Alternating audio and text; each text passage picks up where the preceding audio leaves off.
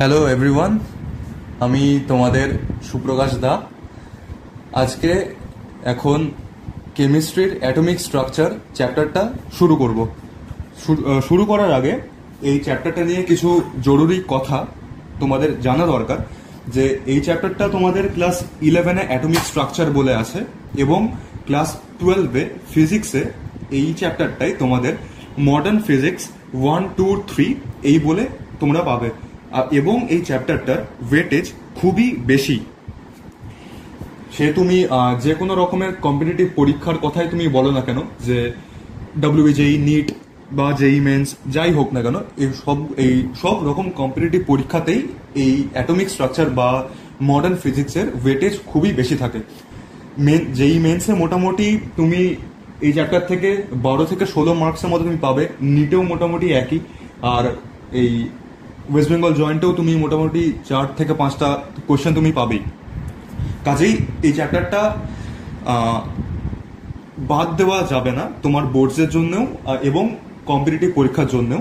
এবং চ্যাপ্টারটা খুবই সোজা চ্যাপ্টার। এই চ্যাপ্টারের বেসিকগুলো তোমরা লোয়ার ক্লাসেসেই তোমরা করে আসবে, যেমন ক্লাস 7, 8-এই তোমরা এগুলো এর বেসিকগুলো তোমরা জেনে আসবে। এবং চ্যাপ্টারটা খুবই সোজা। আমি তোমাদেরকে এটা আরো ভালোভাবে তোমাদেরকে কনসেপ্টগুলো বোঝানোর চেষ্টা করব। সো চলো শুরু করা যাক। Atomic structure.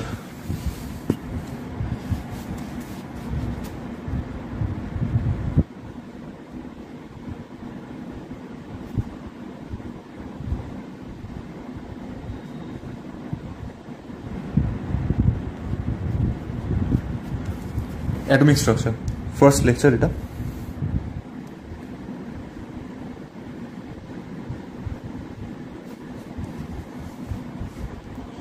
প্রথমে ফান্ডামেন্টাল পার্টিকেলস, যেরকম একটা অ্যাটমের ফান্ডামেন্টালস পার্টিকেলস যেগুলো হয়, আমি সেগুলো আগে দেখব। যেরকম ইলেকট্রন, প্রোটন, নিউট্রন, এগুলো নিয়ে আগে একটু কথা বলে নিই। তারপরে যাব অ্যাটমিক মডেলস, আর এইভাবে এগোতে থাকবো। প্রথমে ফান্ডামেন্টাল পার্টিকেলস।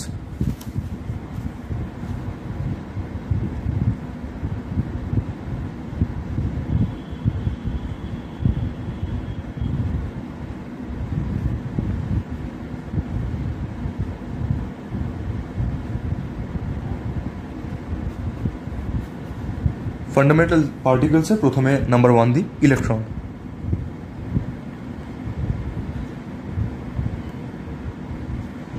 এটাকে ই মাইনাস বলে আমি ডিনোট করব। ইলেকট্রনের ডিসকভারি করেছিলেন জে থমসন।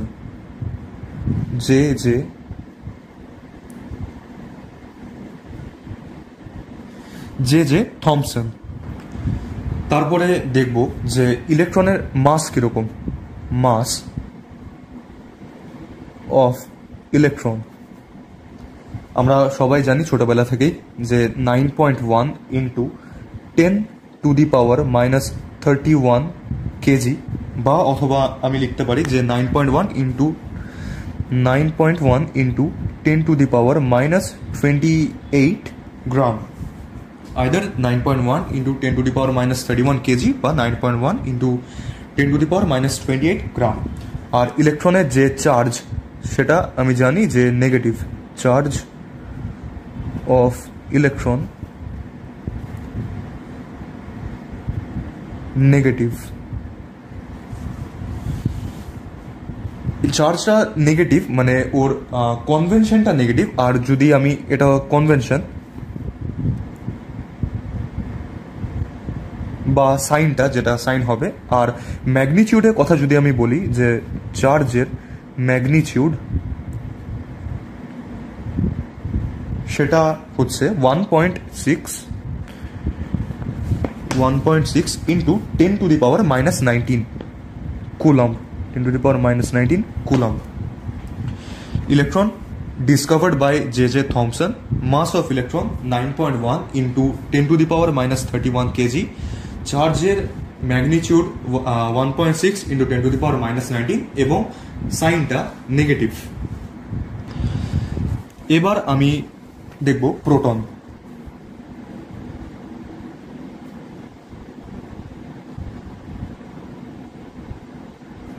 প্রোটনকে পি দিয়ে আমি ডিনোট করছি।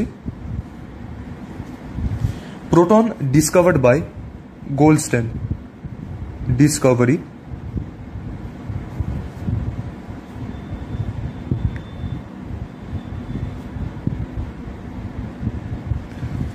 গোল্ডস্টেন। এবার mass of proton,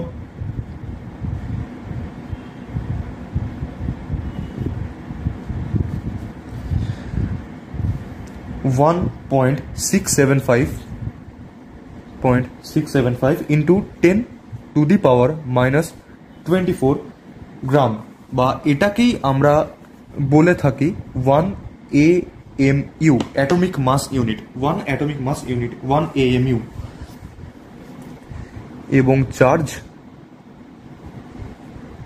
of proton, convention, sign কনভেনশনটা পজিটিভ এবং চার্জটা same as the charge of electron, যেটা হচ্ছে 1.6 into 10⁻⁻19 coulomb. Discovered by Goldstein. মাসটা হচ্ছে 1.675 ইন্টু 10⁻⁻24 গ্রাম, যেটাকে আমরা জানি 1 AMU হিসাবে, এবং চার্জটা, সাইন কনভেনশনটা পজিটিভ এবং ম্যাগনিটিউডটা হচ্ছে 1.6 ইন্টু 10⁻⁻19 কুলম্ব। এবং একটা রেশিও যেটা অনেক সময় হয়তো কোশ্চেনে কাজে লাগতে পারে তোমাদের, সেটা হচ্ছে যে মাস অফ ইলেকট্রন এবং মাস অফ প্রোটনের রেশিও। এই রেশিওটা সবসময় মনে রাখবে 1/1837। Mass of electron by mass of proton এর রেশিও হচ্ছে 1/1837।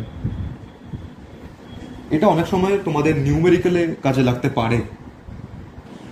এবং লাস্ট ফান্ডামেন্টাল পার্টিকেল এখন, সেটা হচ্ছে নিউট্রন।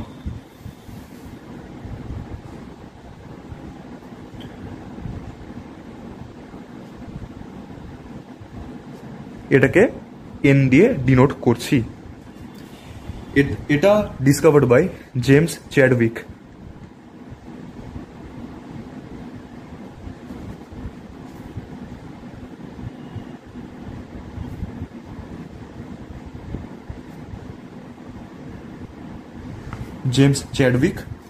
এবং মাস অফ নিউট্রন যদি আমি দেখি, সেটা will be equals to mass of proton, যেটা হচ্ছে 1 AMU। তো আমি এটা এভাবে লিখতে পারি যে মাস অফ, এটাকে আমি ইকুয়ালস টু করে দিলাম, mass of neutron will be equals to mass of proton which is equals to 1 AMU। এবং যদি আমি চার্জ দেখি, নিউট্রনের চার্জ অফ নিউট্রন, সেটা হচ্ছে 0 বা নিউট্রাল। নিউট্রনের কোনো চার্জ নেই। ইলেকট্রনের চার্জ -1.6 ইন্টু 10⁻⁻19 কুলম্ব, প্রোটনের চার্জ পজিটিভ 1.6 ইন্টু 10⁻⁻19 কুলম্ব, আর নিউট্রনের চার্জ 0, কোনো চার্জ নেই, নিউট্রাল। এই গেল আমাদের ফান্ডামেন্টাল পার্টিকেলস। এইবার একটা ছোট্ট টপিক দেখব, সেটা হচ্ছে specific charge.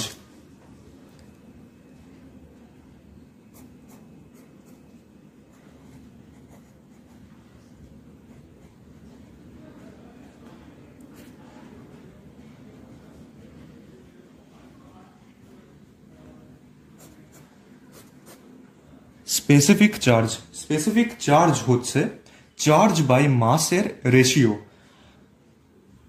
Specific charge by mass ratio of charge by mass হচ্ছে স্পেসিফিক চার্জ।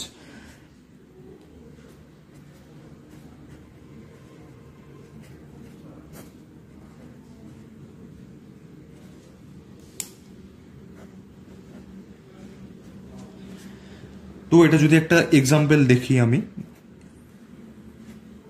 হিলিয়াম প্লাস, তো এটার যদি স্পেসিফিক চার্জ আমাকে বার করতে বলে, তাহলে সেটা হবে চার্জ বাই মাস।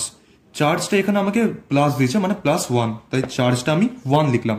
এবং হিলিয়ামের মাস হচ্ছে 4, এটা আমরা সবাই জানি যে হিলিয়ামের মাস 4, তো ওর জন্য নিচে 4 লিখলাম। তো তাহলে আমার স্পেসিফিক চার্জটা এলো 1/4। হিলিয়ামের যেরকম মাস 4, হাইড্রোজেনের সেরকম 1, লিথিয়ামের 7, এরকম হচ্ছে যে হিলিয়ামের হচ্ছে 4, তো 1/4 এলো। আর আরেকটা কথা যে আলফা পার্টিকেল হচ্ছে হিলিয়াম প্লাস প্লাস বা হিলিয়াম প্লাস 2, সেটাকে আমরা আলফা পার্টিকেল বলবো। একটা নর্মাল একটা লিখে রাখি এখানে, আলফা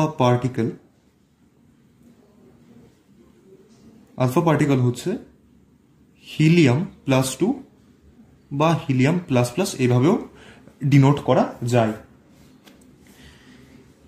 এইবার একটা ছোট্ট কোয়েশ্চেন করা যাক। কোয়েশ্চেনটা এই স্পেসিফিক চার্জের উপরেই, এরকম বলছে যে arrange alpha particle, proton, neutron, electron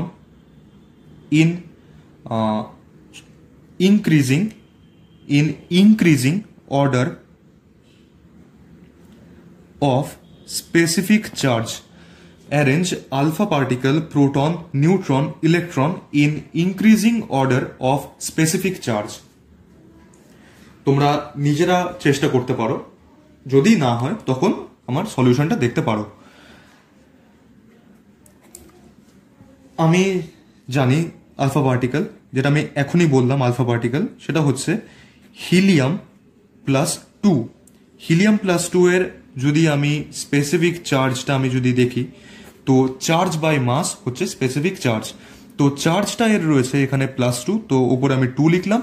আর হিলিয়ামের মাস যেরকম আমি আগে এখানে বললাম যে 4, তো 4, এটা আসছে আমার 1/2, হাফ, 0.5। এবার যদি আমি নিউট্রনটা দিই, নিউট্রন হচ্ছে 0, কোনো এর চার্জ, যেহেতু কোনো স্পেসিফিক চার্জ নেই, কারণ এর চার্জটা 0, নিউট্রাল, ওর জন্য চার্জ বাই মাস, তো 0 আপন মাস, তো আমার সেটা 0ই হয়ে যাবে, তো ওর জন্য নিউট্রনের স্পেসিফিক চার্জও 0। এইবার প্রোটন আর ইলেকট্রন, এটা তোমাকে আলাদা করে রেশিও বার করতে হবে না, তুমি জাস্ট স্পেসিফিক চার্জ, সেটা হচ্ছে চার্জ বাই মাস। এখানে তুমি দেখতে পারো যে যদি আমার কাছে মাসটা কমে, তো তাহলেই স্পেসিফিক চার্জটা বাড়বে।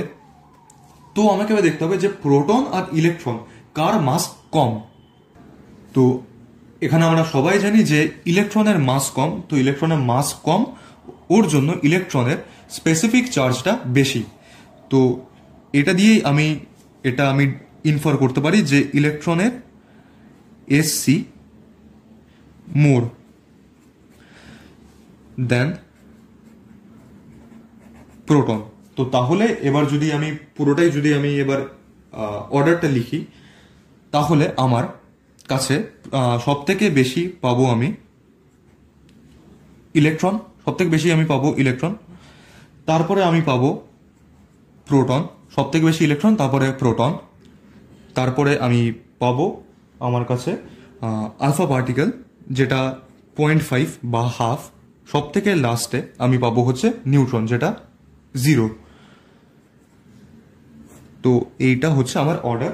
সব থেকে বেশি, বা যেহেতু ইনক্রিজিং অর্ডার বলছে, তো ওর জন্য সব থেকে কম হচ্ছে নিউট্রন, যেটা নিউট্রাল 0, তারপরে আলফা পার্টিকেল, যেটা 0.5, তারপরে প্রোটন, তারপরে ইলেকট্রন। যেহেতু মাস অফ ইলেকট্রন সব থেকে কম, ওর জন্য স্পেসিফিক চার্জ ইলেকট্রনের বেশি হবে প্রোটনের থেকে। তো সেটা দেখেই আমি ইলেকট্রনটাকে আমি সব থেকে লাস্টে রাখলাম, তারপরে প্রোটনকে আমি আনলাম। আশা করি এটা বুঝতে কোনো অসুবিধা হয়নি। তো পরের কোয়েশ্চেন দেখা যাক, ওটাও একটা স্পেসিফিক চার্জের ওপরই কোয়েশ্চেনটা করায়।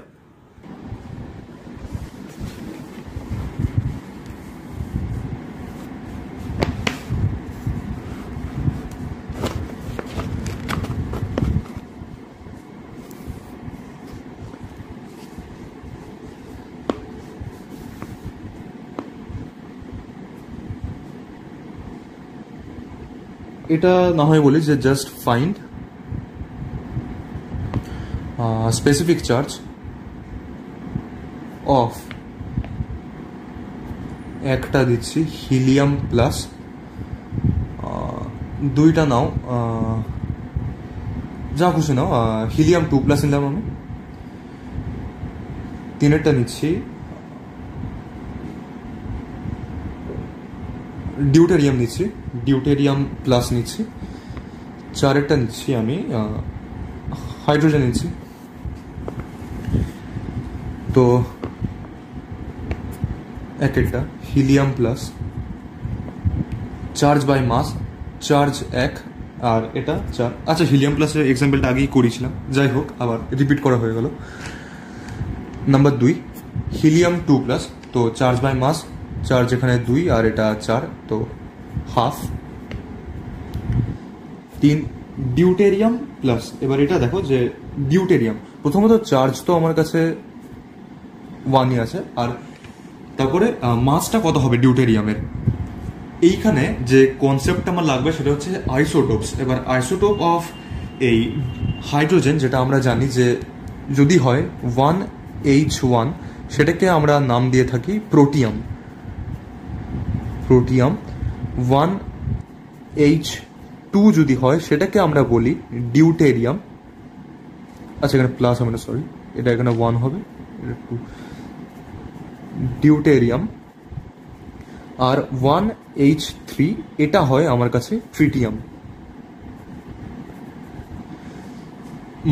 অ্যাটমিক নাম্বার হাইড্রোজেনের সবগুলোই সেম 1 1 1, শুধু মাস নাম্বারটা ডিফারেন্ট। এটার 1, এটা 2, এটা 3। যেটা 1 হবে সেটাকে আমরা বলবো প্রোটিয়াম, যেটা 2 হবে সেটা ডিউটেরিয়াম, যেটা 3 হবে সেটা ট্রিটিয়াম। এবং ট্রিটিয়ামটা মনে রাখবে, ট্রিটিয়ামটা হয় রেডিও অ্যাক্টিভ। ট্রিটিয়ামটা রেডিও অ্যাক্টিভ হয়, বাকিগুলো রেডিও অ্যাক্টিভ নয়, একমাত্র ট্রিটিয়ামটা রেডিও অ্যাক্টিভ হয়। তো এইখানে মাস এর 2, তো এখানে নিচে এর 2 চলে আসবে, মানে হাইড্রোজেন, মানে ওপরে একটা চার্জ গেল 1 আর নিচে 2। এবার লাস্টে হাইড্রোজেন, যেটা চার্জ 1 আর এটা 1 দিয়েছে, তো 1। এইগুলো আমাকে বের করতে বলছে। আর ট্রিটিয়ামটা যদি আমি দেখে নিই, তার সঙ্গে ট্রিটিয়াম প্লাস, তো এখানে এটা আমার 1 আসবে, তার সঙ্গে যেহেতু ট্রিটিয়াম আর এখানে এটা 3 ট্রিটিয়ামে, তো আমি 3 লিখবো, তো 1/3। এটা হলো এইভাবে স্পেসিফিক চার্জ বের করতে হয়। এইবার দেখা যাক যে এরকম যদি তোমাকে কোনো একটা অ্যাটম দিয়ে দেয় বা কোনো আয়ন দিয়ে দেয়, আর তোমাকে বলে যে কতগুলো প্রোটন আছে বা কতগুলো ইলেকট্রন বা কতগুলো নিউট্রন আছে, সেগুলো কিভাবে আমি জানতে পারবো, সেগুলো এবার দেখা যাক। এটা একটা কোশ্চেনের মাধ্যমেই আমি বোঝাচ্ছি, তাহলে সুবিধা হবে এটা। ধরো একটা যা খুশি একটা অ্যাটম রয়েছে এক্স, এটাকে ধরো আমি দিলাম x+2। এটা ধরো বলে দিচ্ছে এই আয়নটা হ্যাজ 12 প্রোটনস। এই আয়নটার কাছে 12টা প্রোটন রয়েছে। তো এবার আমি যদি বলি যে ফাইন্ড, ধরো বলছি find the number of proton, find the number of protons in, নিতে পারো যে এক্স, আমি ধরছি যে x-2। এটা 1 নম্বর কোয়েশ্চেন দিলাম। 2 number question, find the number of protons in, ধর আমি এক্স দিলাম। 3, find the number of protons in, আচ্ছা প্রোটন তো হলো, এবার একটা ইলেকট্রন দিই, find the number of electrons in x. 4 দিলাম, find the number of electron in x+2,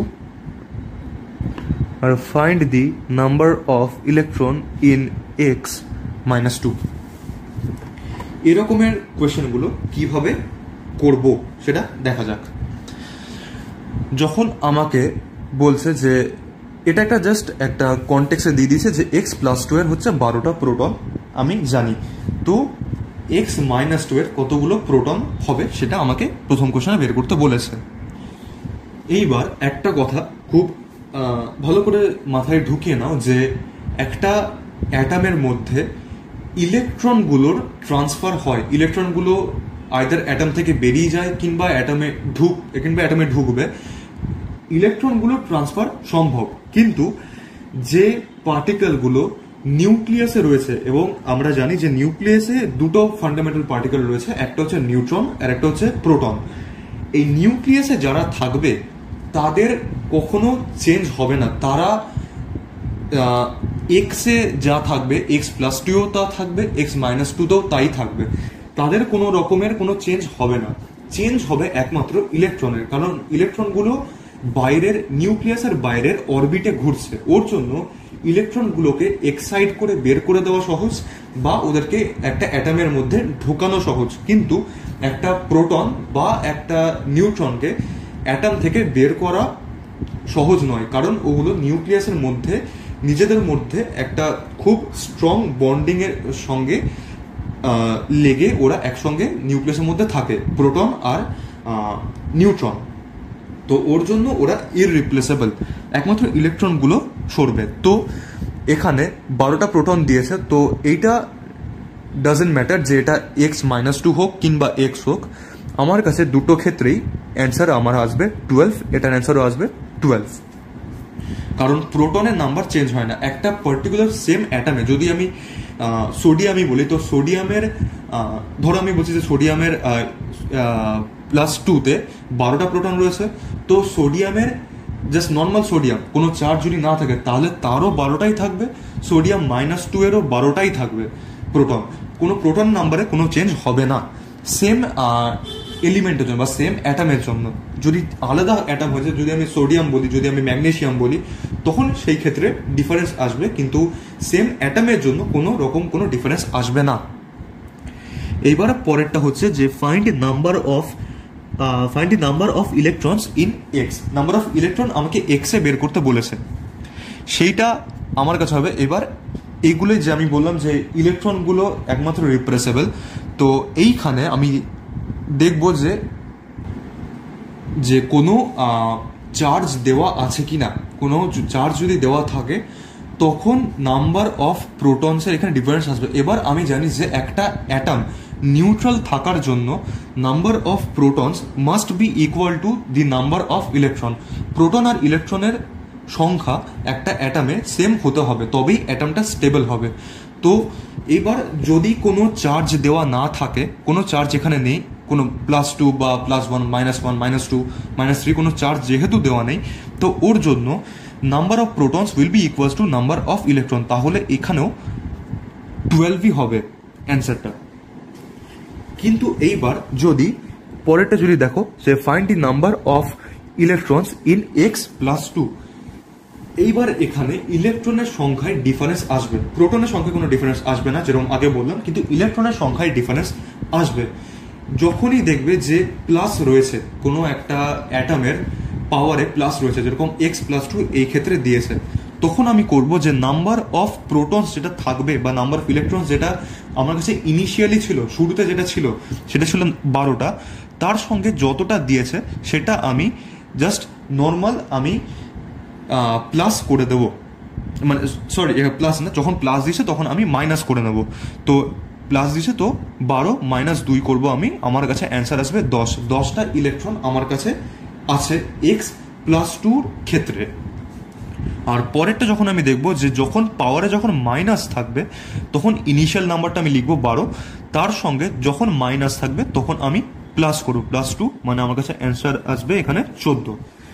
যখন প্লাস থাকবে তখন আমি ইনিশিয়াল থেকে মাইনাস করব, আর যখন মাইনাস থাকবে তখন ইনিশিয়াল থেকে আমি প্লাস করব। সেই করে আমার ইলেকট্রনের সংখ্যায় ডিফারেন্স আসবে, কিন্তু প্রোটনে কোনো ডিফারেন্স আসবে না। আশা করি এটা তোমরা সবাই বুঝতে পেরেছো যে কিরকম ভাবে এগুলো হচ্ছে। এবার আর একটা এক্সাম্পলের মতনই একটা দেখা যাক, যে আমি ধরো নিলাম যে সোডিয়াম Na, এর আমি জানি যে এর অ্যাটমিক নাম্বার যেটা সেটা 11, আর যেটা মাস নাম্বার সেটা হচ্ছে 23। তো অ্যাটমিক নাম্বারকে আমি 11, অ্যাটমিক নাম্বারকে আমি Z দিয়ে ডিনোট করব, Z দিয়ে, আর মাস নাম্বারকে আমি A দিয়ে ডিনোট করব। একটা কি বলবো, একটা অ্যাটম, একটা এলিমেন্টকে যখন তুমি ডিনোট করো তখন এইভাবে এক্স লেখা হয়, মানে এখানে কোনো একটা এলিমেন্ট, মানে কোনো ভ্যারিয়েবল এক্স বা ওয়াই কিছু একটা, আর এখানে নিচে লেখা হয় জেড, উপরে লেখা হয় এ, অ্যাটমিক নাম্বার, মাস নাম্বার। তো এইবার যখন সোডিয়াম আমি দেখছি 11Na23, তখন Z will be equals to the number of proton. Z যেটা অ্যাটমিক নাম্বার, লিখে দিই, তোমরা সবাই জানো এটা যে এটা অ্যাটমিক নাম্বার, এইটা মাস নাম্বার। এই অ্যাটমিক নাম্বারটা প্রোটনের সংখ্যার সঙ্গে ইকুয়াল হয়, মানে এখানে যেরকম আমার অ্যাটমিক নাম্বারটা 11, তো নাম্বার অফ প্রোটনস যদি আমি বলি সোডিয়ামে, number of protons in Na, সেটা আমার কাছে আসবে 11। এইবার আমি যেরকম আগে বললাম যে একটা অ্যাটম অ্যাকচুয়ালি নিউট্রাল হয়, জেনারেলি নিউট্রাল হয় স্টেবল থাকার জন্য, তো সেই জন্য number of electron in Na সেটাও আমার কাছে 11ই হতে হবে, তবেই সেটা স্টেবল হবে, তবেই অ্যাটমটা স্টেবল হবে। এইবার নাম্বার অফ প্রোটনস, এটা আমি কি করে বের করব? মনে রাখবে যে নাম্বার অফ প্রোটনস বলছি, neutron, number of neutrons in sodium, বা শুধু সোডিয়াম না, যে কোনো রকম এলিমেন্ট বা অ্যাটমের ক্ষেত্রেই যদি আমি নাম্বার অফ নিউট্রনস বের করি, সেটা আমার কাছে হবে মাস নাম্বার মাইনাস অ্যাটমিক নাম্বার। তো এখানে আমার কাছে মাস নাম্বার ছিল 23 মাইনাস অ্যাটমিক নাম্বার ছিল আমার কাছে 11, তো আমার কাছে হলো 12টা নিউট্রন আমি পেলাম সোডিয়ামে রয়েছে। এইভাবে তোমরা যে কোনো রকমের এলিমেন্টের number of proton, electron, neutron তোমরা বের করতে পারো। নাম্বার অফ প্রোটনটা will be equal to the atomic number, আর নাম্বার অফ ইলেকট্রনটাও একটা স্টেবল অ্যাটমের জন্য will be equal to the number of proton, that is will be equal to the number of will be equal to the atomic number, আর তারপর হচ্ছে যে neutron, number of neutrons will be equals to atomic mass, যেটা mass number minus atomic number A minus Z, সেটা আমি সোডিয়ামের জন্য পেলাম 23 minus 11 করে 12। এইখানে অ্যাটমিক মাসের জন্য বা মাস নাম্বারের জন্য একটা কি বলবো, একটা ডিনোশন হয়, সেটা আমি করছি যে এ মাস নাম্বার, সেটা হচ্ছে mass of electron plus mass of neutron plus mass of proton. এটা ন্যাচারালি তোমরাও বুঝতে পারছো যে একটা এলিমেন্টে, একটা অ্যাটমের মধ্যে যে মাস নাম্বার যেটা হবে, সেটা মাস অফ ইলেকট্রন থাকবে, তার মধ্যে মাস অফ নিউট্রনও থাকবে, মাস অফ প্রোটনও থাকবে। তো এইটাকে যদি আমি চেক করি, যেটা আমি ঠিক করেছি কিনা, যেটা 12 হবে কিনা বা এটা 11 হবে কিনা, সেটা যদি আমি চেক করি, তো তাহলে আমি সেই ক্ষেত্রে আমি এটা দেখবো যে সোডিয়ামের জন্য মাস অফ ইলেকট্রন যেটা হবে, আমি আবার লিখছি mass of electron, mass of neutron plus mass of proton. এইবার মাস অফ ইলেকট্রনটা অনেক ছোট হওয়ার জন্য এটাকে আমি 0 হিসাবে আমি কনসিডার করছি। এটা যেহেতু বাকি দুজনের তুলনায় অনেকটাই কম, ওর জন্য এটাকে আমি নিয়ার টু 0 কনসিডার করছি। তো এটা যদি 0 হয়, তাহলে আমার জাস্ট মাস অফ প্রোটন আর মাস অফ নিউট্রন আর প্রোটন পড়ে থাকছে। তো আমি মাস অফ নিউট্রন আমি এখানে পুট করছি 12, আর মাস অফ প্রোটন 11, তো আমি পেয়ে গেলাম 23, আর 23 হচ্ছে আমার কাছে সোডিয়ামের মাস নাম্বার। তাহলে এটা আমার ঠিক আছে। এইবার একটা কোয়েশ্চেন দেখা যাক।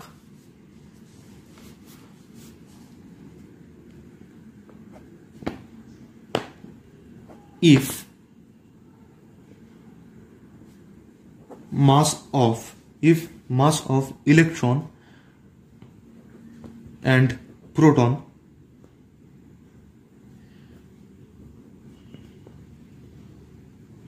becomes twice, if mass of electron and proton becomes twice, and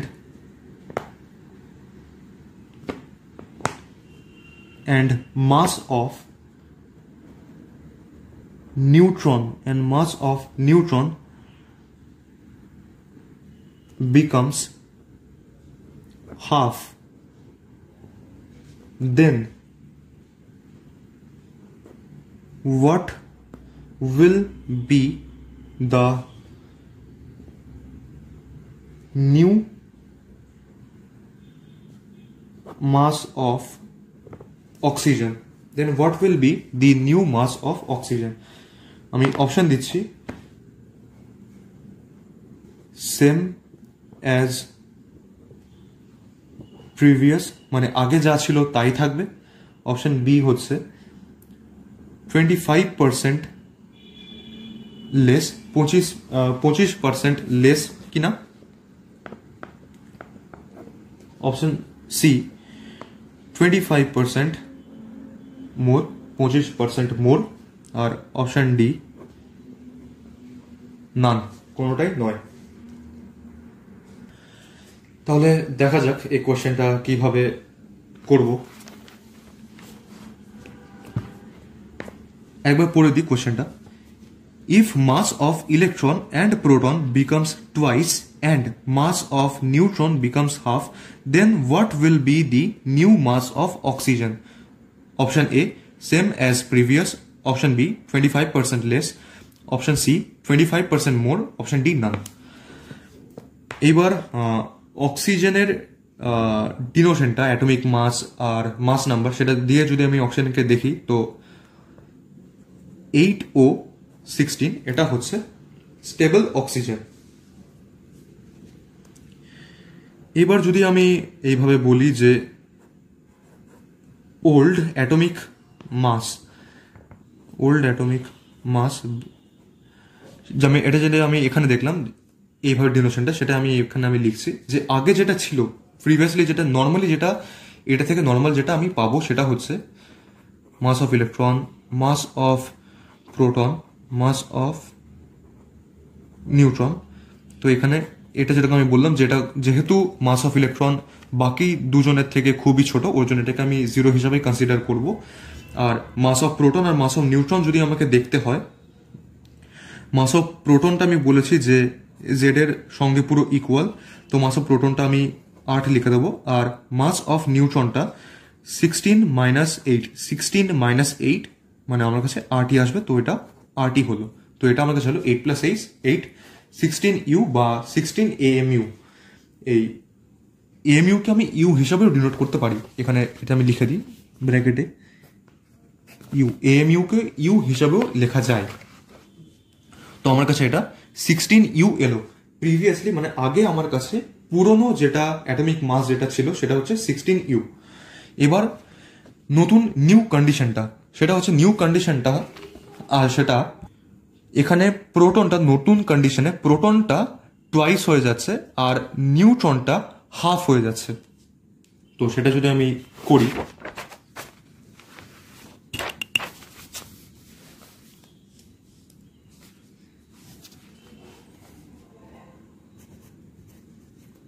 new atomic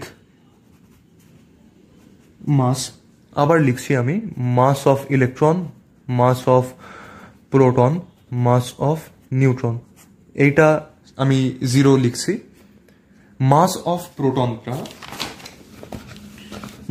proton এখানে লিখেছে mass of proton becomes twice, দ্বিগুণ হয়ে যাচ্ছে মাস অফ প্রোটনটা।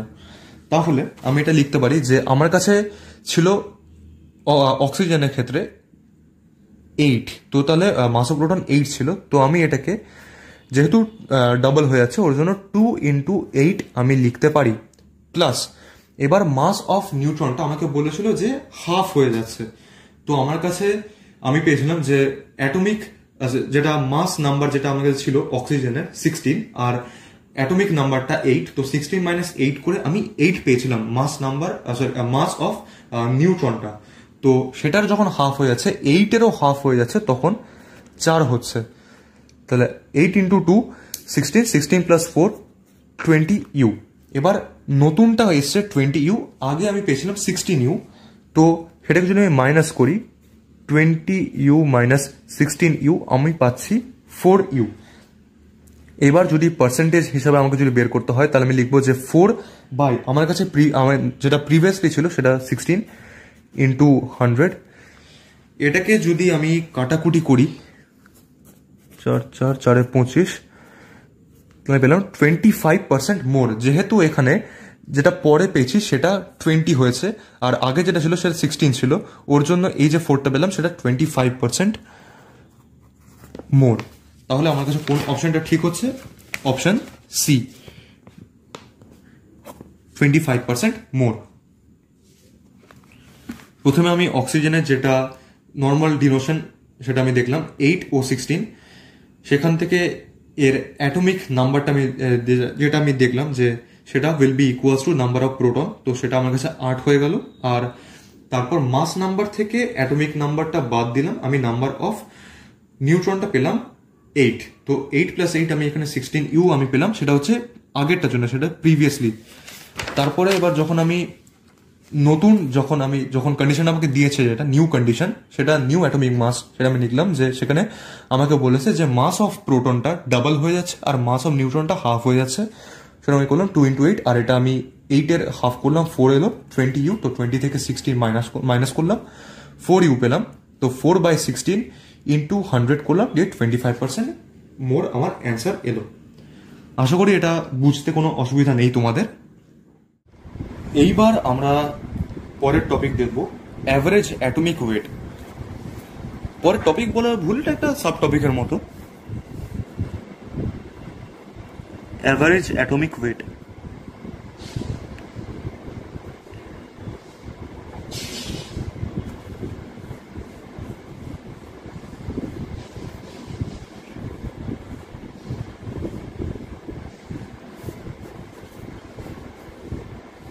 অ্যাভারেজ অ্যাটমিক ওয়েট, এটার জন্য শুধু ফর্মুলাটুকুই তোমরা মনে রাখো, আর বেশি কিছু মনে রাখার দরকার নেই।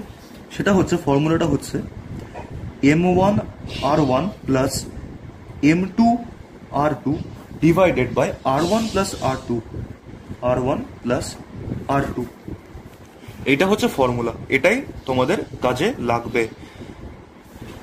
এখানে যদি আমি m1 কি সেটা যদি আমি দেখি, m1 আর m2 একসঙ্গে আমি লিখছি, m1 বা m2, এটা হচ্ছে আইসোটোপ যেগুলো আমি নেব সেইগুলোর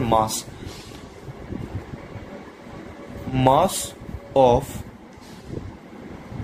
আইসোটোপস, আর r1 বা r2 এটা হচ্ছে রেশিও অফ আইসোটোপস,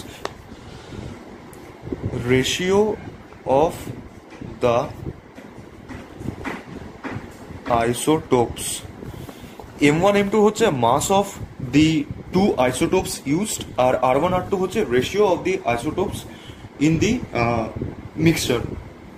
এটা দিয়ে যদি একটা কোয়েশ্চেন দেখি, তো দেখা যাক কিভাবে ফর্মুলাটা অ্যাপ্লাই করব।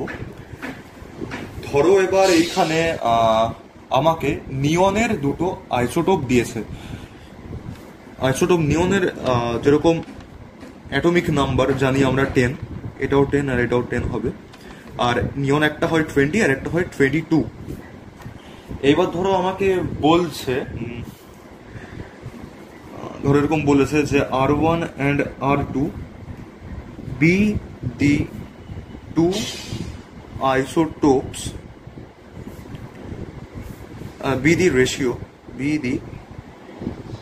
ratio of two isotopes of neon। আচ্ছা, এখানে বরং অ্যাভারেজ অ্যাটমিক ওয়েটটা আমি প্রোভাইড করে দিই। ধরো কোয়েশ্চেনে আমাকে অ্যাভারেজ অ্যাটমিক ওয়েট আমাকে কোয়েশ্চেনে ধরো দিয়ে দিয়েছে 20। আচ্ছা, ধরো 20.2। তাহলে এবার আমাকে বলেছে যে r1 and r2 be the ratio of two isotopes of neon। Average atomic ওয়েটটা আমাকে কোয়েশ্চেনে প্রোভাইড করে দিয়েছে, তো এবার আমাকে বের করতে হবে যে r1 আর r2 এই রেশিওটা কত হবে। Find in percentage the ratios r1 and r2। দেখা যাক এটা কিভাবে করব। প্রথমে ফর্মুলাটা লিখি, average atomic weight m1 r1 plus m2 r2 divided by r1 plus R2। আমাকে কোয়েশ্চেনে অ্যাভারেজ অ্যাটমিক ওয়েট প্রোভাইড করে দিয়েছে, সেটা 20.2 ইকুয়ালস টু, এবার M1টা আমি নেব, আমি M1টা আমি এটাকে কনসিডার করছি, মানে আমি 1টা এটা কনসিডার করছি আর এটা 2। তো M1 আমাকে মাস নাম্বার এই দুটো আমি জানি, এটা 20 আর 22, তো আমি M1 নিলাম 20, আর R1টা আমি জানি না, আমাকে কোয়েশ্চেনে আমাকে ওটাই বের করতে হবে, R1 আর R2, তো এটাকে আমি R1 নিলাম, আর এটাকে আমি 22 নিলাম, যেটা কোয়েশ্চেন আমাকে দিয়েছে 22, এটা R2 ডিভাইডেড বাই আমি নিচে রাখলাম R1 প্লাস R2। এবার এখান থেকে নর্মালি যেভাবে তোমরা অ্যারিথমেটিক সলভ করো, যেভাবে বের করো সেভাবে করবো। R1 R2 ওদিকে গেল, তো এটা হলো 20.2 R1 plus 20.2 R2 is equals two 20 R1 plus 22 R2। এবার R1 গুলোকে আমি একদিকে আনলাম, R2 গুলোকে একদিকে নিয়ে গেলাম। তো R1টাকে যদি আমি এদিকে আনি, তো এদিকে 20.2 ছিল, তাহলে এদিকে আমার থাকবে 0.2 R1, আর R2কে যদি আমি ওই দিকে নিয়ে চলে যাই, তো তাহলে আমার কাছে থাকছে 1.8 R2। তো এবার আমাকে R1 আর R2 রেশিও বের করতে বলেছে, তো আমি লিখবো R1 বাই R2, R2টাকে এদিকে আনলাম 1.8 বাই 0.2, তাহলে একটা হচ্ছে 9, তো একটা যদি 9 হয় তো তাহলে R1 আর তাহলে আমার রেশিওটা মোটামুটি আসছে 9:1, তো তার মানে আমার কাছে R1টা হচ্ছে 90%, তো তাহলে এটাই বোঝাই যাচ্ছে, তাহলে R2টা আমার কাছে আসবে 10%। এটাই আমাকে বের করতে বলেছে, এটাই আমার অ্যান্সার। শুধু এই ফর্মুলাটুকু মনে রাখবে, M1 R1 plus M2 R2 divided by R1 plus R2, এটা দিয়ে হয়ে যাবে। আশা করি কোনো অসুবিধা নেই তোমাদের এটাই। এইবার পরের টপিকে ঢোকা যাক, যেটা আমি এতক্ষণ ধরে আইসোটোপ বলে যাচ্ছি। তো এবার এইগুলোই দেখা যাক যে আইসোটোপস, তারপর আইসোবার, আইসোডায়াপ্টার, তারপর আইসো ইলেকট্রনিক স্পিসিস, এগুলো কি হয় সেগুলো আবার দেখি। প্রথমে হেডিং দিয়ে isotope.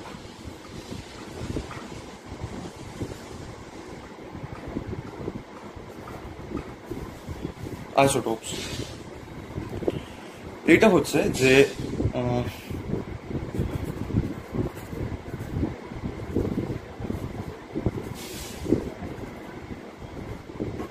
any two element or atom having same atomic number but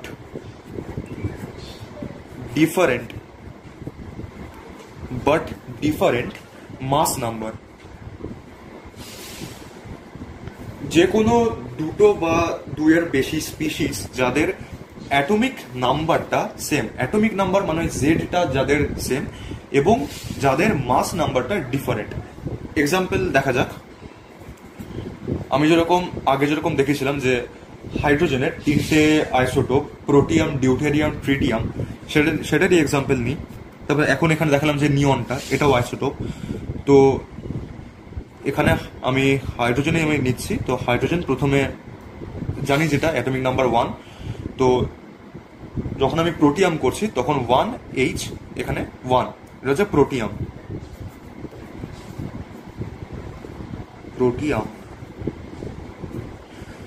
তারপরে 1H2, এটা ডিউটেরিয়াম। তারপরে নাম্বার 3 1H3, এটা ট্রিটিয়াম। এবং এই ট্রিটিয়ামটাই হচ্ছে রেডিও অ্যাক্টিভ। বাকিগুলো রেডিও অ্যাক্টিভ নয়, একমাত্র এই ট্রিটিয়ামটাই আমার কাছে রেডিও অ্যাক্টিভ। তো এই গেল আমার আইসোটোপস। এবার দেখি আইসোবার।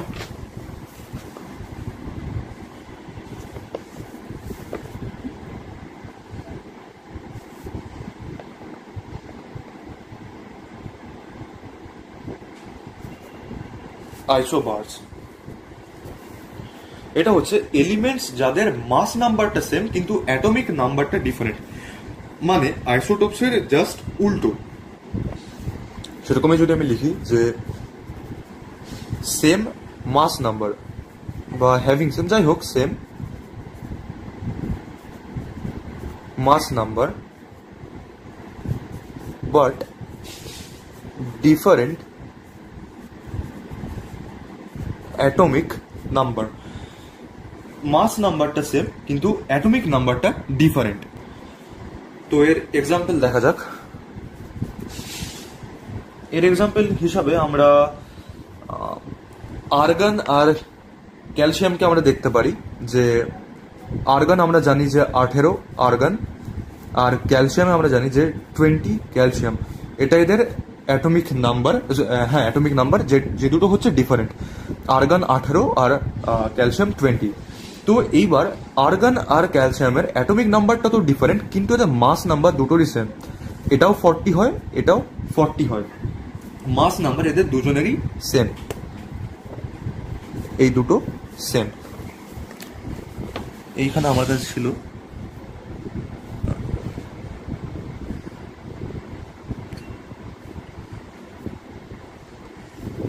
এই তিনটা আমার কাছে সেম ছিল, আর এখানে ডিফারেন্স ছিল 1, 2 আর 3 এই ওপরে মাস নাম্বারগুলো। তো এই হলো এটা আইসোবার্স। এবার পরেরটা দেখা যাক। পরেরটা এবার দেখি আইসোটোনস।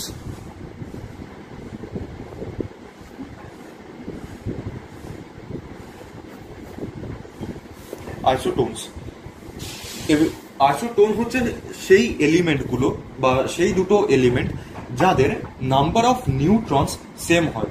এবার নাম্বার অফ নিউট্রনস আমি কি দেখেছিলাম যে a মাইনাস জেড, মানে মাস নাম্বার মাইনাস অ্যাটমিক নাম্বার হচ্ছে আমার কাছে নাম্বার অফ নিউট্রনস।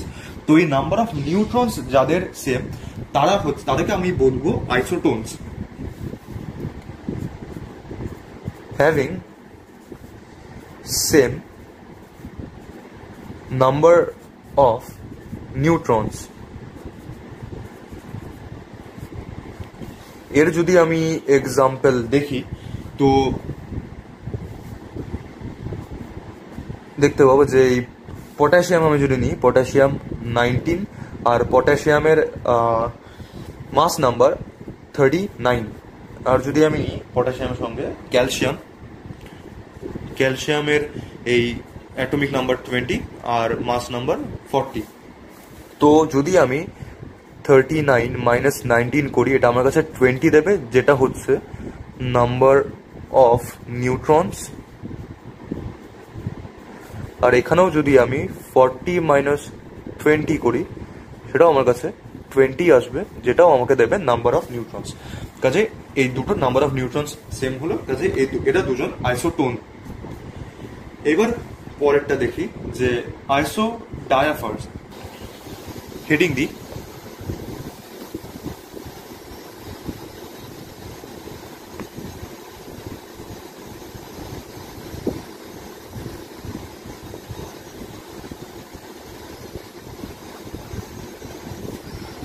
আইসো ডায়াফার। এটা হচ্ছে সেম নিউট্রন প্রোটন ডিফারেন্স। এইরকম দুটো এলিমেন্ট যাদের নিউট্রন আর প্রোটনের ডিফারেন্সটা মাইনাসটা সেম হয়। এক্সাম্পল নিচ্ছি, আমি ধরো এখানে নিলাম ট্রিটিয়ামটা, আমি ধরো নিলাম 1H3। তো এটা যদি আমি লিখি যে নাম্বার অফ প্রোটনস সেটা হচ্ছে 1, এটাই যেটা নাম্বার অফ যেটা অ্যাটমিক নাম্বার হয় সেটাই নাম্বার অফ প্রোটনস হয়, আমি আগেও বলেছি। আর নাম্বার অফ নিউট্রনস যদি আমি দেখি 3 মাইনাস 1, 3 মাইনাস 1 মানে 2। এবার যদি আমি এদিকে দেখি যে আমি সোডিয়াম নিতে পারি 11Na23, এখানে নাম্বার অফ প্রোটনস আমার কাছে 11, নাম্বার অফ নিউট্রনস আমার কাছে 23 মাইনাস 11, 23 মাইনাস 11 মানে 12। এইবার আমি যেটা লিখেছি যে সেম নিউট্রন প্রোটন ডিফারেন্স, তো নিউট্রন এখানে 2, এটা 1, তো 2 মাইনাস 1 মানে 1। এখানেও নিউট্রন 12, প্রোটন 11, 12 মাইনাস 11 মানে 1। কাজে এটাও 1 এলো, এটাও 1 এলো, দুটো নিউট্রন প্রোটন ডিফারেন্স আমার কাছে সেম এলো। তো এইটাকে আমি বলবো আইসোডায়াফার। আশা করি বুঝতে কোনো অসুবিধা নেই। এবার পরেরটা দেখা যাক, আইসো ইলেকট্রনিক স্পিসিস। এইটা খুব ইম্পর্টেন্ট, এটা তোমাদের অনেক জায়গাতেই কাজে লাগবে। আইসো ইলেকট্রনিক স্পিসিস এর কনসেপ্ট, আইসো ইলেকট্রনিক স্পিসিস। আইসো ইলেকট্রনিক স্পিসিস মানে আইসো মানে হচ্ছে সেম, আর ইলেকট্রনিক মানে ইলেকট্রন, মানে হচ্ছে সেম নাম্বার অফ ইলেকট্রন। তুমি এটা নাম থেকে ডিরাইভ করতে পারো যে আইসো মানে সেম, আর ইলেকট্রনিক মানে নাম্বার অফ ইলেকট্রনস এখানে সেম হবে।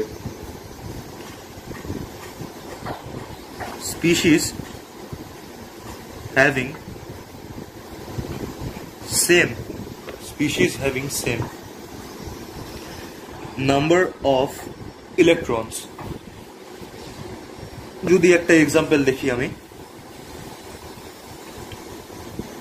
নিলাম Na প্লাস সোডিয়াম প্লাস, তারপরে আমি নিলাম নাইট্রোজেন 3 মাইনাস, তারপরে ধরো আমি নিলাম অক্সিজেন 2 মাইনাস, তারপরে আমি নিলাম ম্যাগনেসিয়াম 2 প্লাস, তারপরে আমি ধরো নিলাম অ্যালুমিনিয়াম 3 প্লাস, তারপরে ধরো আমি নিলাম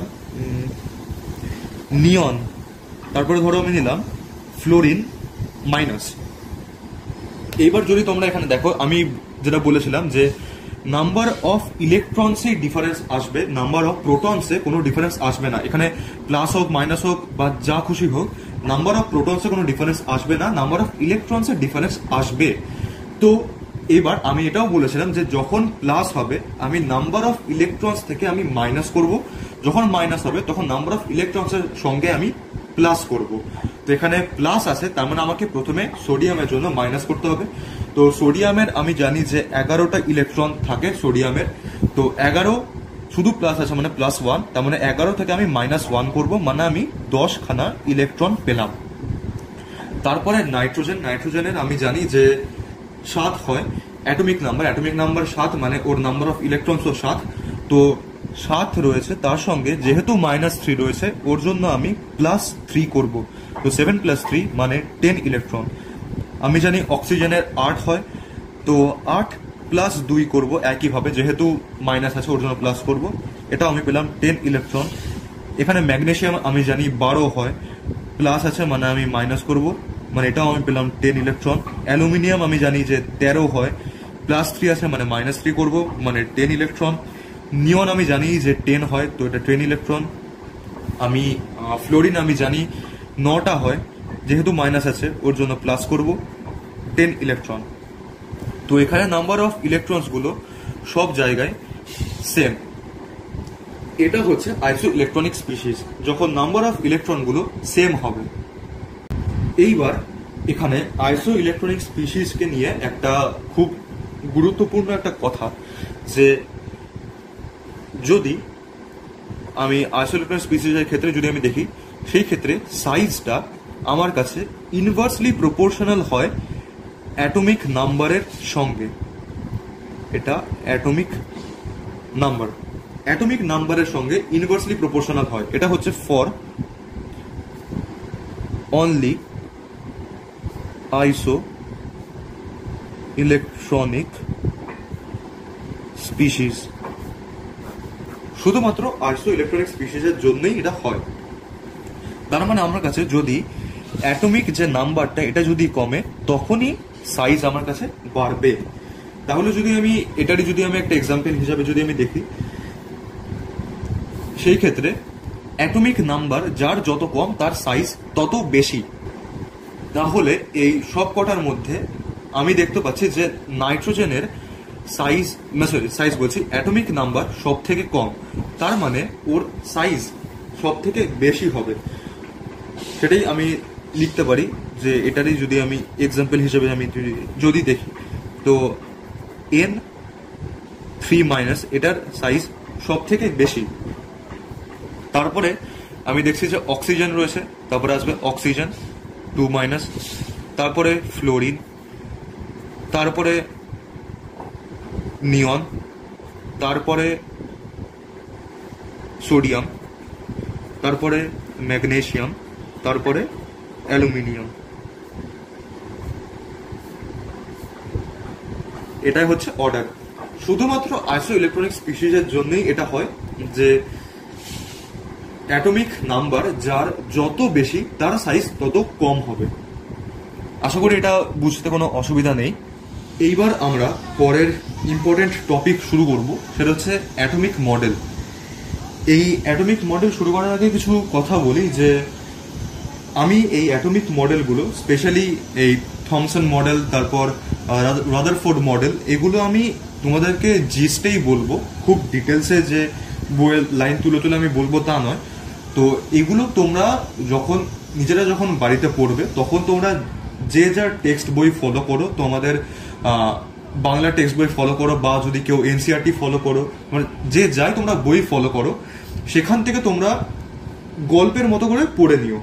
এমন কিছু ব্যাপার নয়, এগুলো বুঝতে কোনো অসুবিধা হবে না। আমি তোমাদেরকে আমি জিস্টটা বলে দিচ্ছি। ওই থমসন মডেল, রাদারফোর্ড মডেল, আর শুরুতে এই ডাল্টনের অ্যাটমিক থিওরি, এগুলো।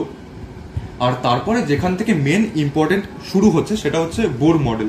সেই পার্টটাই হচ্ছে অ্যাকচুয়াল ইম্পর্টেন্ট। তো প্রথমে এই ডাল্টনের অ্যাটমিক থিওরি এটা একটু দেখে নিই, তারপরে থমসন মডেল আর রাদারফোর্ড মডেল এগুলোতে ঢুকবো।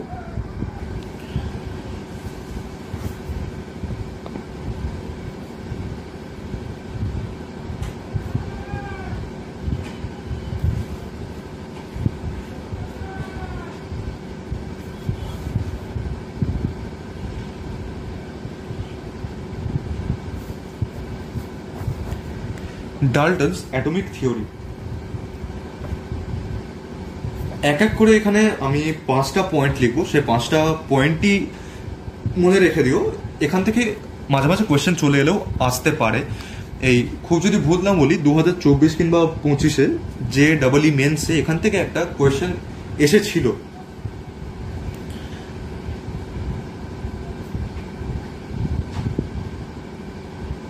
Each element is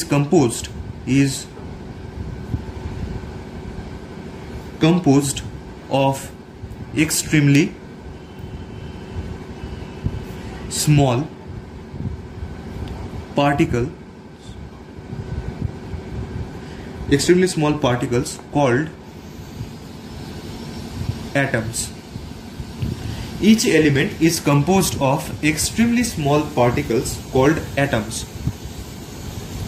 Second point, atoms of a particular element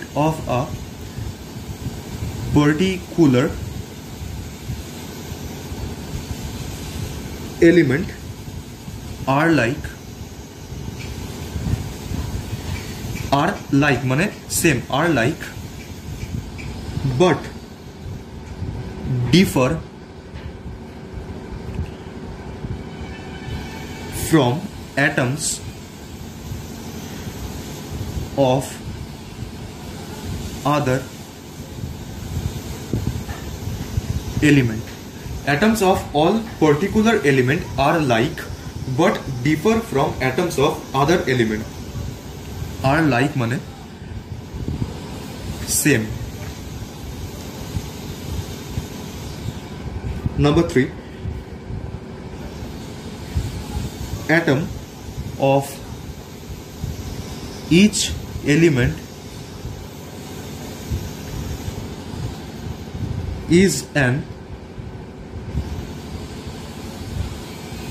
ultimate particle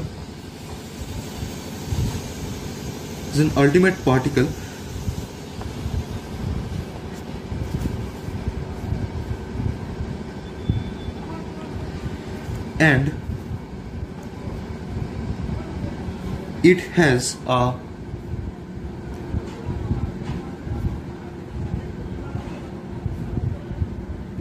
a characteristics mass but is structureless.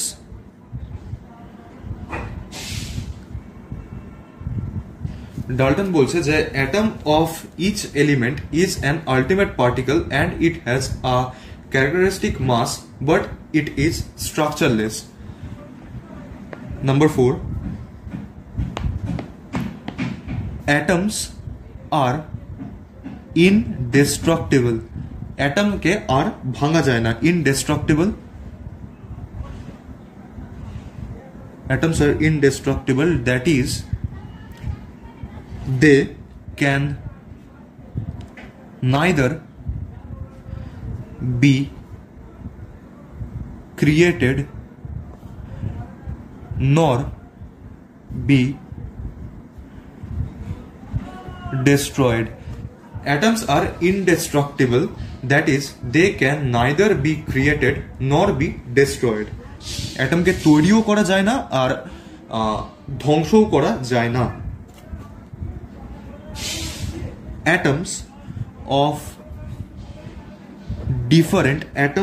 different elements take part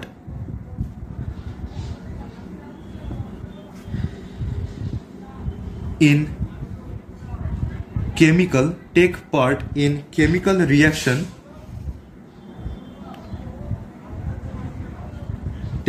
chemical reaction to form molecule. Atoms of different element take part in chemical reaction to form molecule, মানে দুটো atom মিলে একটা molecule তৈরি হয়। এই পাঁচটাই ডাল্টনের atomic theory, যেটা Dalton বলে গেছিল, যে থিওরি দিয়েছিল, এটাই শুধু মনে রাখো, তাহলেই হবে, যথেষ্ট এইটুকুই। এরপরে দেখা যাক থমসনের atomic model.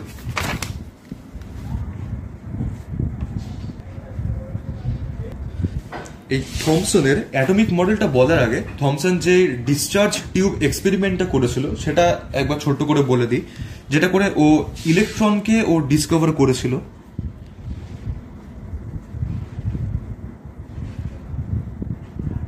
Discharge tube experiment, ও একটা টিউবের মতো একটা সেটআপ বানিয়েছিল। এর মধ্যে ও দুটো ইলেকট্রোড নিয়েছিল।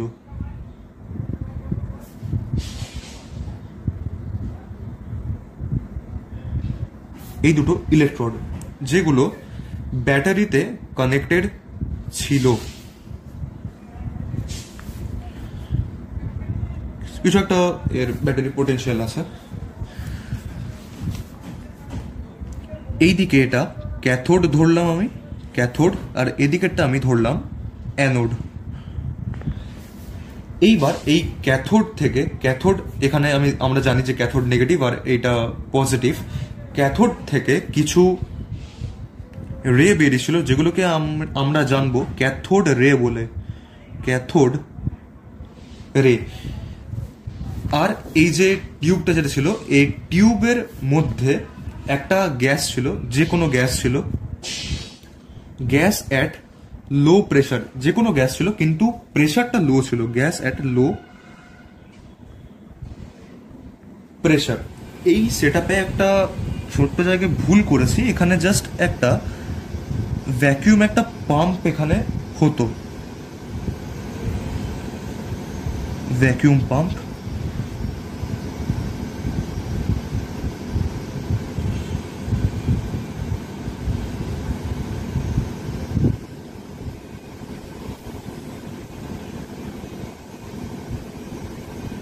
ভ্যাকিউম পাম্প, এখানে প্রেশারটা মোটামুটি 0.001 mmHg এর মতো প্রেশার, মানে খুবই কম একটা প্রেশার, মানে যে গ্যাসটা যেটা লো প্রেশারে।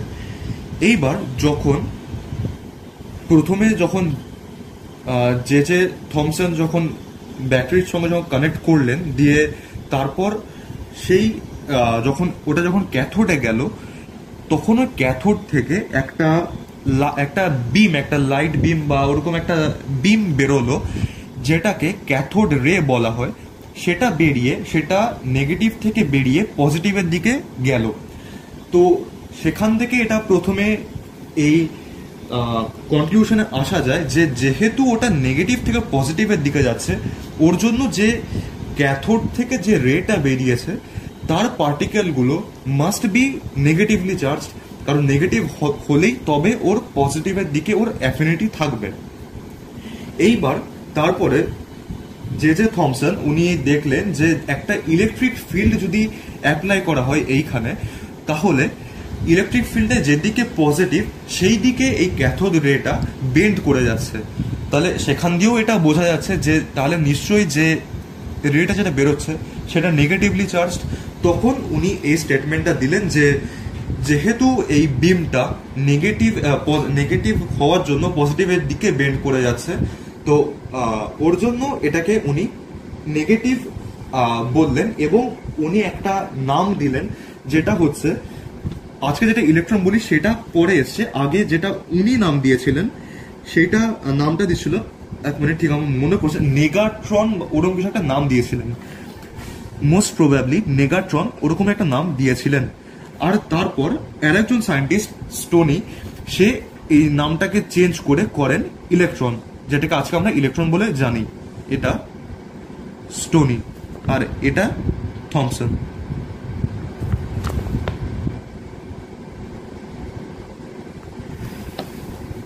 তো এই হচ্ছে ক্যাথোড রে এক্সপেরিমেন্ট বা ডিসচার্জ টিউব এক্সপেরিমেন্ট। এইখানে এবার যদি কেউ যদি জিজ্ঞেস করে যে এখানে যে গ্যাসটা, এই গ্যাসটা কি, গ্যাসটা যে কোনো gas, any gas.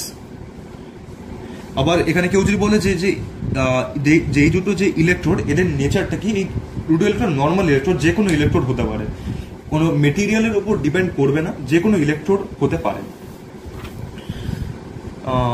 Does not depend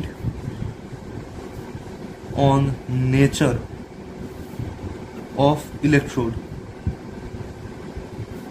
that is any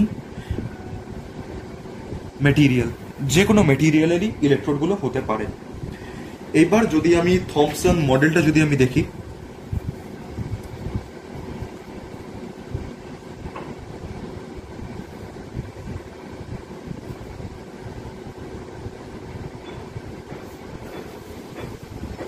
Thomson model, Thomson এই মডেলটার নাম দিয়েছিলেন প্লাম পুডিং মডেল।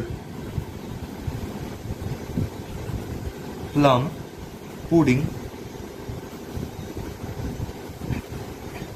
মডেল। এখানে যেটা পয়েন্ট ছিল সেই পয়েন্টগুলো হচ্ছে অ্যাটমস আর ইলেকট্রিক্যালি নিউট্রাল, যেটা আমরা আজকেও জানি যে অ্যাটম ইলেকট্রিক্যালি নিউট্রাল হয়, সেটা এখানে বলেছিলেন। তারপর উনি বলছেন যে অ্যাটমস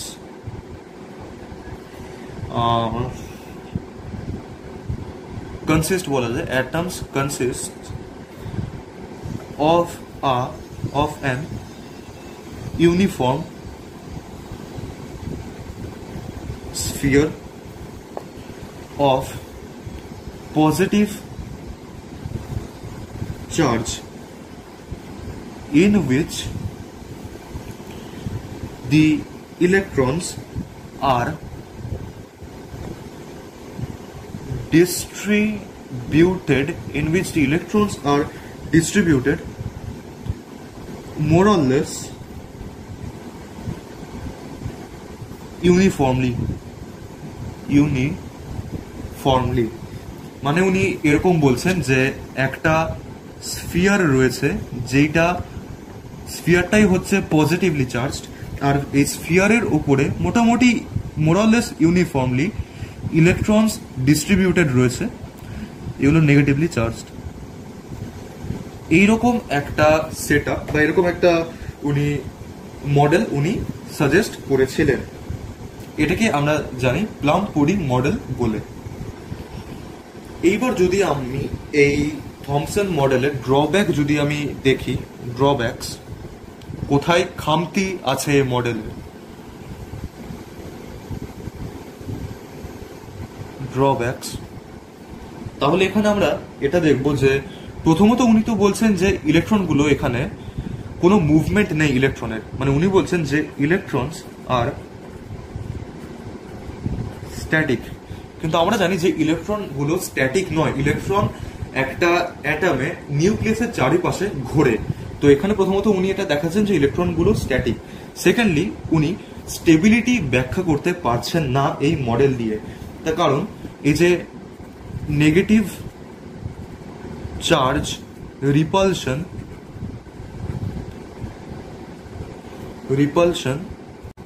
অন অ্যাটম, এই অ্যাটমের মধ্যে নেগেটিভ চার্জের রিপালশন হচ্ছে।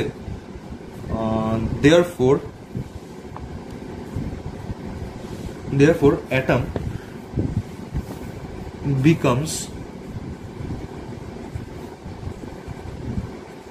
unstable। এখানে নেগেটিভ চার্জের মধ্যে রিপালশন তো হবেই, তো সেই জন্য এখানে অ্যাটমটা এখানে আনস্টেবল হয়ে যাচ্ছে। আর সেইভাবে উনি কোনো রকম স্টেবিলিটি ব্যাখ্যা করতে পারছেন না এই মডেলে। ক্যান নট এক্সপ্লেন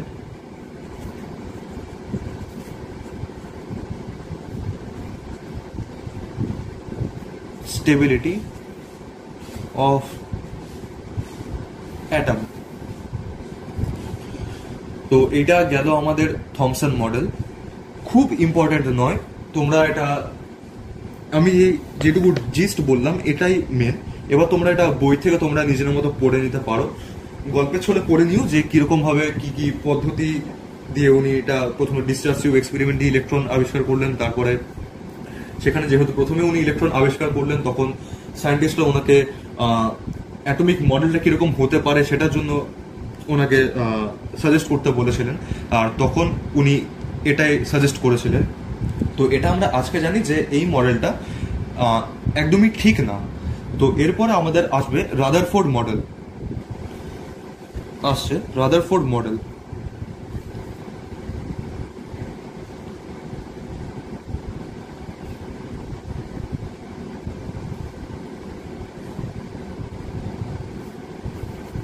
রাদারফোর্ড অনেকটাই ঠিক দিকে গেছিলেন, কিন্তু তাও পুরোটা হয়নি। উনি প্রথমে একটা গোল্ড ফয়েল নিয়েছিলেন, খুব পাতলা গোল্ড ফয়েল নিয়েছিলেন। এই গোল্ড ফয়েলটাকে উনি খুব হাই স্পিড আলফা পার্টিকেল দিয়ে বোমবার্ড করেছিলেন, আর পেছনে উনি একটা জিঙ্ক সালফাইডের স্ক্রিন রেখেছিলেন, ZnS স্ক্রিন। এটা হচ্ছে গোল্ড ফয়েল। খুব হাই স্পিড আলফা পার্টিকেল দিয়ে উনি বোমবার্ড করেছিলেন গোল্ড ফয়েলটাকে দিয়ে, তারপর জিঙ্ক সালফাইড স্ক্রিনে সেগুলোকে উনি আনার চেষ্টা করেছিলেন।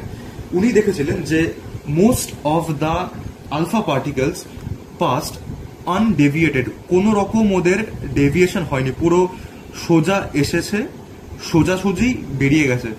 ম্যাক্সিমাম আলফা পার্টিকেল সোজাসুজি বেরিয়ে গেছে। কয়েকটা আলফা পার্টিকেল সামান্যভাবে ডিফ্লেক্টেড হয়েছে, খুবই সামান্যভাবে ডিফ্লেক্টেড হয়েছে।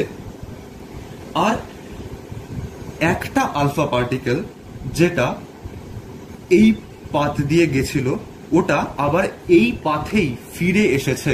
মানে ও এমন কিছু একটা সঙ্গে ধাক্কা খেয়েছে যার মাস ওর থেকে অনেক বেশি। ও এমন একটা কিছুর সঙ্গে ধাক্কা খেয়েছে যেখান থেকে ও কোনো মতেই ওর কোনো ডেভিয়েশনও হয়নি, ও পাস তো করতে পারেইনি, উল্টে ও যে রাস্তা দিয়ে গেছিল ও সেই রাস্তাতেই ও ফিরে চলে এসেছে।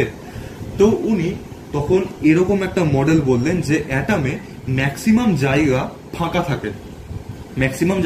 থাকে, মাঝে মাঝে কিছু কিছু জায়গায় নেগেটিভলি চার্জড ইলেকট্রন থাকে, যার জন্য পজিটিভলি চার্জড আলফা পার্টিকেল ওদের কাছে যখন ধাক্কা লাগে, ওদের সঙ্গে যখন ধাক্কা লাগে, তখন কিছুটা ডিফ্লেক্টেড হয়ে যায় আলফা পার্টিকেলগুলো। ওগুলো কিছুটা ডিফ্লেক্টেড হয়ে এদিক ওদিক চলে, তখন সেগুলো জিঙ্ক সালফাইড স্ক্রিনের এই ওপরে বা এরকম দিকে বা নিচের দিকে এরকম কোনো জায়গায় লাগে। প্রজেক্টেড হয়, আর ম্যাক্সিমাম আলফা পার্টিকেল পুরো সোজাসুজি গিয়ে স্পিনে প্রজেক্টেড হচ্ছে। কিন্তু একটা আলফা পার্টিকেল যেটা পুরো সেন্টারে গেছিল, আমি বলতে পারি একটা অ্যাটমের পুরো সেন্টারে গেছিল, সেইটা অ্যাটমের যে নিউক্লিয়াসটা, যেখানে আমরা জানি যে প্রোটন আর নিউট্রন থাকে, সেইখানে গিয়ে হিট করে। আর সেই জায়গাটার মাস, ওই নিউক্লিয়াসের মাস এই আলফা পার্টিকেলের মাসের চেয়ে অনেক বেশি, যার জন্য ও নিউক্লিয়াসটাকে নড়াতে পারেনি, ও নিজেই ফিরে চলে এসেছে। তো এটাই ছিল আমাদের রাদারফোর্ডের মডেল। এটা তোমরা বই থেকে পড়ে নিও, বইতে খুব ভালোভাবে লেখা আছে এই পার্টটা, সেখানে তোমরা পড়ে নিতে পারো, বুঝতে কোনো অসুবিধা হবে না। এই মেন বক্তব্য এটাই ছিল। এইবার একটা ছোট্ট ফর্মুলা মতো যে কতগুলো আলফা পার্টিকেল ডিফ্লেক্টেড হয়েছে সেটা যদি আমি দেখি, number of alpha particles deflected বলে,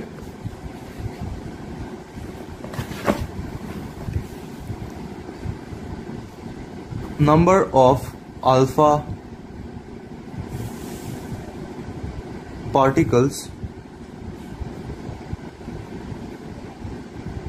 deflected, এর যদি আমি ফর্মুলা দেখি, এই number of deflected alpha particle এইটা directly proportional হয় z² by sin to the power 4 theta by 2। Z হচ্ছে আমার কাছে atomic number, sine to the power 4 theta by 2, theta হচ্ছে যে কতটা অ্যাঙ্গেলে ডিফ্লেক্ট হয়েছে।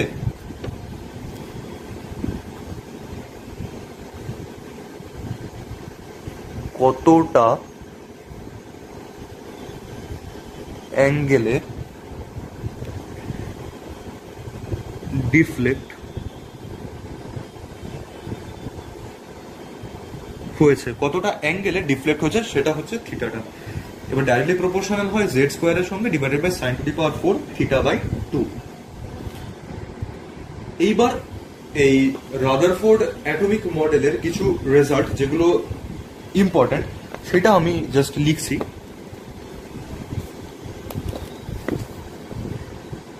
উনি বলছেন যে রেডিয়াস আর সেইটা ডাইরেক্টলি প্রপোর্শনাল হয় a to the power 1/3। এই যে রেডিয়াসটা, এই রেডিয়াসটা হচ্ছে radius of nucleus,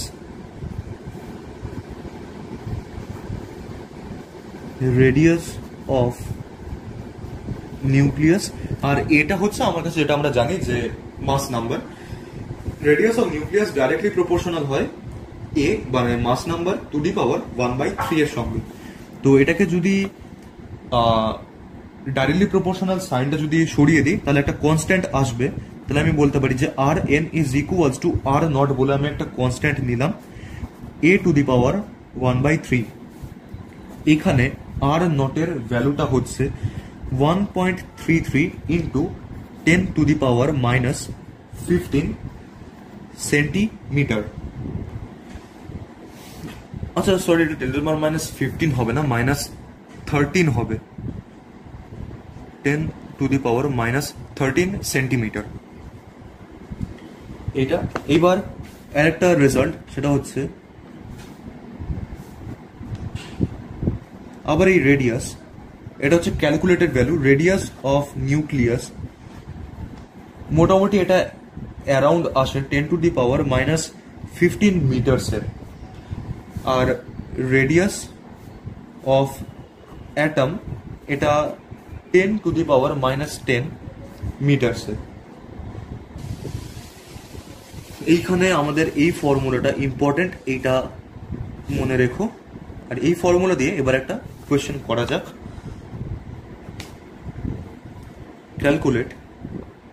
calculate radius of nucleus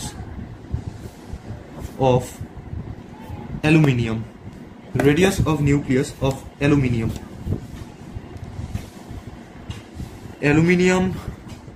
13 আর এটা হচ্ছে 27, মাস নাম্বার ওর 27। তো যদি আমি ফর্মুলা পুট করি R N is equals to R naught A to the power 1/3, তো এখানে r0 into 27 to the power 1/3, r0 into 3 to the power, এবার 27 কে আমি লিখতে পারি যে 3 টু দি পাওয়ার 3 ইন্টু 1/3, যেরকম ছিল 1/3টা আমি লিখলাম, তো এখানে 3 কেটে গেল, তো তাহলে আমার কাছে এলো 3r0। তো এবার এখানে যদি আমি r0 এর ভ্যালুটা যদি আমি পুট করি, তো তাহলে আমি পাবো rn is equals two 3 into 1.33 into 10 to the power -13 centimetre. তো এটাই আমার কাছে অ্যান্সার হবে মাল্টিপ্লাই করলে। আশা করি এরকম কোয়েশ্চেন এলে পারবে, এমন কিছুই কঠিন নয়, শুধু এই r0 এর ভ্যালুটা মনে রাখবে 1.33 into 10 to the power -13 centimetre. আচ্ছা, এখানে ওই রাদারফোর্ডের যেগুলো উনি কনক্লুশন যেগুলো বলেছিলেন সেগুলো একটু লিখে দিই ছোট করে। According to this model মানে এই রাদারফোর্ডের মডেলটা নিয়ে আমি বলছি। According to this model, most of the spaces in an atom is empty.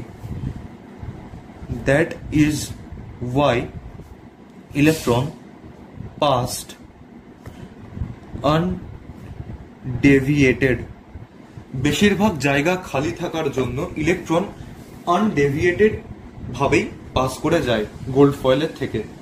Second আমি লিখতে পারি হোল পজিটিভ চার্জ, পুরো positive charge, whole positive charge of an atom is concentrated. Whole positive charge of an atom is concentrated in a small volume called nucleus, which is present at the center of an atom. Whole positive charge of an atom is concentrated in a small volume called nucleus, which is present at the center of an atom. আর third এবার যদি আমি দেখি, according to Rutherford, electrons are revolving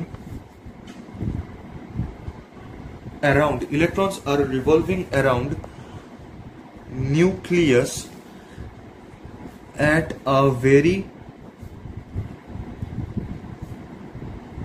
high speed in different concentric paths called orbit. According to Rutherford, electrons are revolving around nucleus at a very high speed in different concentric paths called orbit.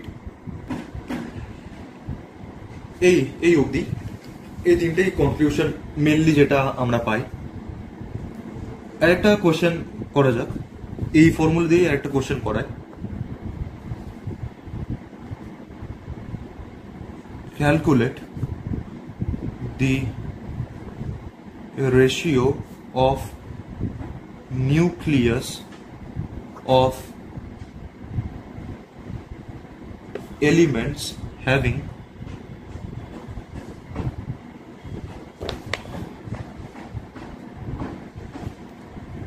mass number equals to 8 and mass number equals to 64. Calculate the ratio of nucleus of elements having mass number equals to 8 and mass number equals to 64। এটাকে যদি আমি 1 ধরি, এটাকে যদি আমি 2 ধরি, তাহলে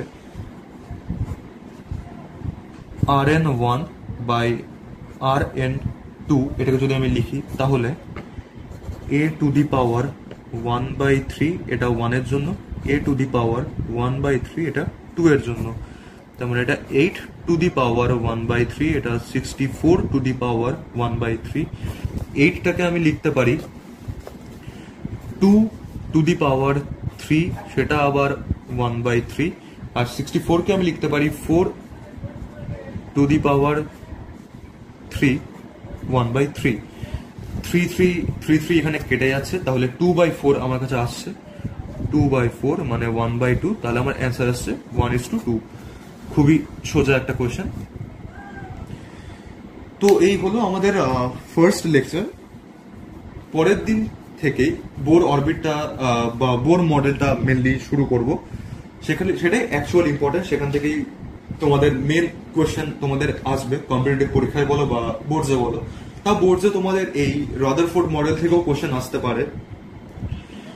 তোমাদের ওই যেগুলো একটা যে ইম্পর্টেন্ট টপিক যেগুলো পড়ালাম, ওই আইসোটোপস, আইসোবার্স, এগুলো ইম্পর্টেন্ট। ওর মধ্যে আইসো ইলেকট্রনিক স্পিসিস ওটা উল্লেখযোগ্যভাবেই ইম্পর্টেন্ট। তো এই থাক আজকের মতো, বাই।